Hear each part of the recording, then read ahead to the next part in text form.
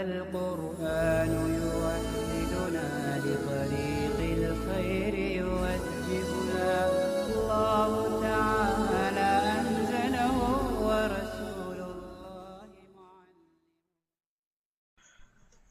بسم الله الرحمن الرحيم. قال: والمفروض في مسح الرأس مقدار الناسية وهو ربع الرأس، لما روى المغيرة بن شعبة رضي الله عنه أن النبي صلى الله عليه وسلم أتى سباتة قوم فبال وتوضأ ومسح على ناصيته وخفيه، والكتاب مجمل فالتحق بيانا به، وهو حجة على الشافعي رحمه الله في التقدير بثلاث شعرات، وعلى مالك رحمه الله في اشتراط الاستيعاب. وفي بعض الروايات قدره بعض أصحابنا بثلاث أصابع اليد لأنها أكثر ما هو الأصل في آلة المسح. قال: والمفروض في مسح الراس مقدار الناصية وربع الراس. فرماتے ہیں کہ مسح راس میں فرض ناصیہ کی پیشانی کی مقدار ہے، وہ ربع الراسی اور وہ چوتھائی سر ہے۔ لما روى المغيرة بن شعبة رضی اللہ عنہ ان النبی صلی اللہ علیہ وسلم اتا سباتة قوم فبال وتوضأ ومسح على ناصيته وخفيه۔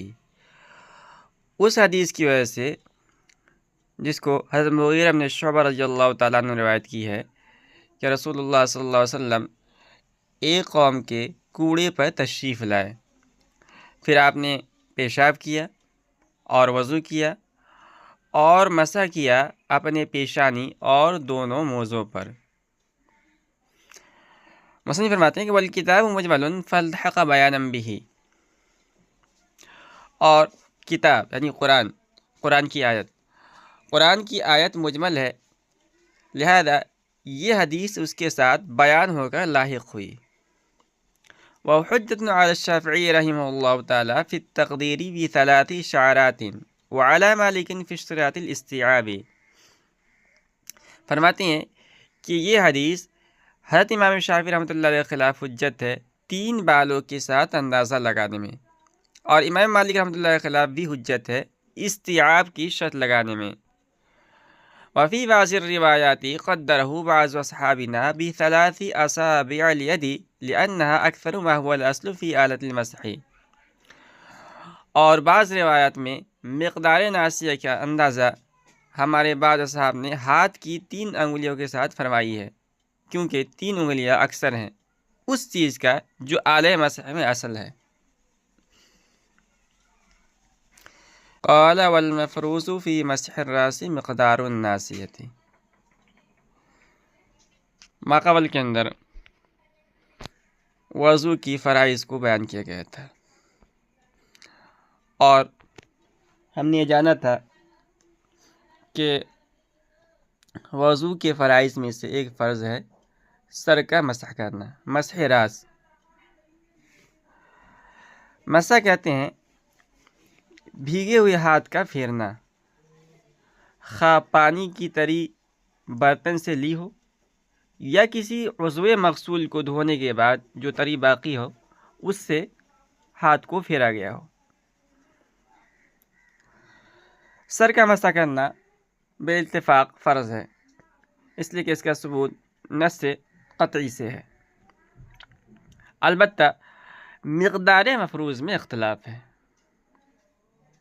چنانچہ حضرت امام ابو حنیفہ رحمۃ اللہ کے نزدیک چوتھائی سر کا مسح کرنا فرض ہے، خواہ سر کے اگلے حصے کا ہو یا پچھلے حصے کا ہو، دائیں طرف کا ہو یا بائیں طرف کا، بہرکیف چوتھائی سر کا مسح ہونا چاہیے، یہ فرضیت کی مقدار ہے۔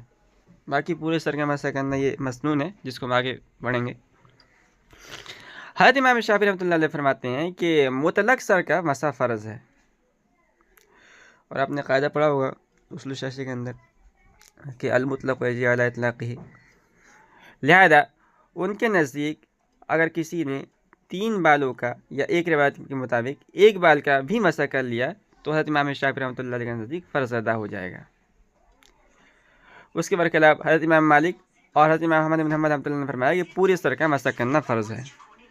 اس لیے قاعدہ ہے کہ المطلق اذا اطلق یراد به فرض کامل۔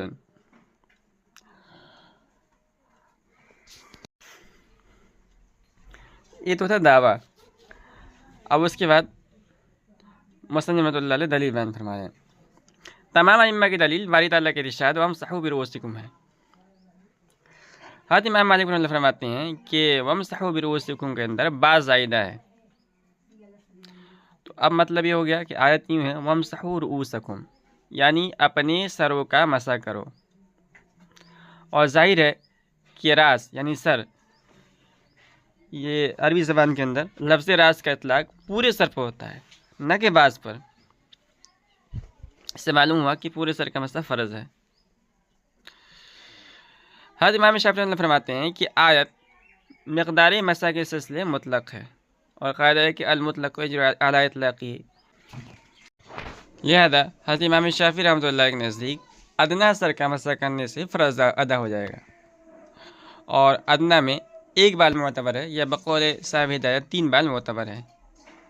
علماء احناف کی دلیل یہ ہے کہ مقدار مسح کے سلسلے میں یہ آیت مجمل ہے، اور مجمل یہ محتاج ہوتا ہے مجمل کے بیان کا، اور یہاں مجمل کا بیان حضرت مغیرہ بن شعبہ رضی اللہ تعالیٰ عنہ کی مشہور حدیث ہے کہ ان النبی صلی اللہ علیہ وسلم اتی سباطۃ قوم فبال وتوضأ ومسح علی ناصیتہ وخفیہ۔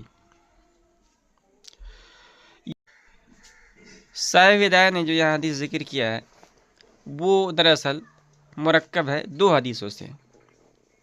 ایک ہے حضرت مغیرہ بن شعبہ رضی اللہ عنہ کی حدیث، جس کو حضرت امام مسلم رحمۃ اللہ نے روایت کیا ہے، اور جس کے الفاظ یہ ہے کہ ان النبی صلی اللہ علیہ وسلم توضأ فمسح بناصیتہ وعلی العمامۃ وعلی خفیہ۔ اور دوسری حدیث جس کو امام بخاری اور امام مسلم دونوں نے روایت کیا ہے حضرت حذیفہ رضی اللہ تعالیٰ عنہ سے، اور اس کے الفاظ یہ ہے کہ اتی النبی صلی اللہ علیہ وسلم سباطۃ قوم فبال قائما ثم دعا بماء فجئتہ بماء فتوضأ۔ اور ان دونوں حدیثوں کا خلاصہ یہ ہے کہ حضور اقدس صلی اللہ علیہ وسلم نے پیشاب کرنے کے بعد وضو فرمایا اور سر کا مسح فرمایا، اور سر کا مسح یہ مقدار ناصیہ کے بقدر فرمایا۔ صاحب فرماتے ہیں کہ مقدار ناصیہ اور چوتھائی سر ایک ہی بات ہے، اس لیے علماء احناف نے اس آیت سے استدلال کرتے ہوئے فرمایا کہ چوتھائی سر کا مسح کرنا فرض ہے۔ مصنف فرماتے ہیں کہ یہ حضرت امام مالک اور امام شافعی رحمۃ اللہ کے خلاف حجت ہے۔